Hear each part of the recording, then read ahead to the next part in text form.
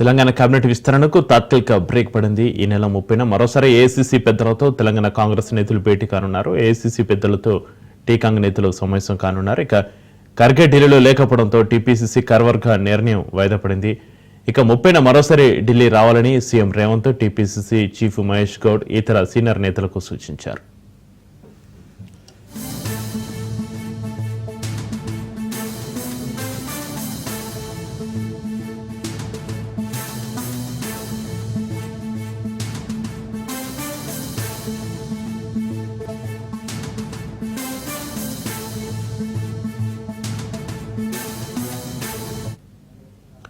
ఇక మరోవైపు ఇప్పటికే 2 నెలల క్రితం మంత్రివర్గ విస్తరణపై కేసీ వేణుగోపాల్, రాహుల్ గాంధీ, ఖర్గేతో రాష్ట్ర నేతలు పలు దఫలుగా సమావేశమయ్యారు. మంత్రి పదవులపై సుదర్శన్ రెడ్డి, ఆది శ్రీనివాస్, శ్రీహరి ముద్రాజ్, రాజగోపాల్ రెడ్డి, వివేక్ వెంకటస్వామి ఆశ పెట్టుకున్నారు. ఈసారి అవకాశం కల్పించాలని మల్రెడ్డి రంగారెడ్డి ఇప్పటికే సీఎంకు విన్నవించారు.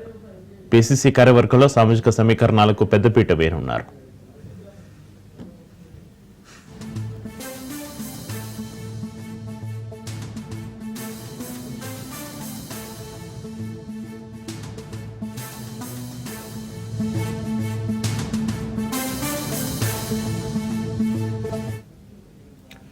ఎస్సీ, ఎస్టీ, బీసీ, మైనారిటీ వర్గాలకు 70% వరకు అవకాశం కల్పించనున్నట్టుగా తెలుస్తుంది. 4 వర్కింగ్ ప్రెసిడెంట్లు, పెద్ద సంఖ్యలో జనరల్ సెక్రటరీలను నియమించనున్నారు.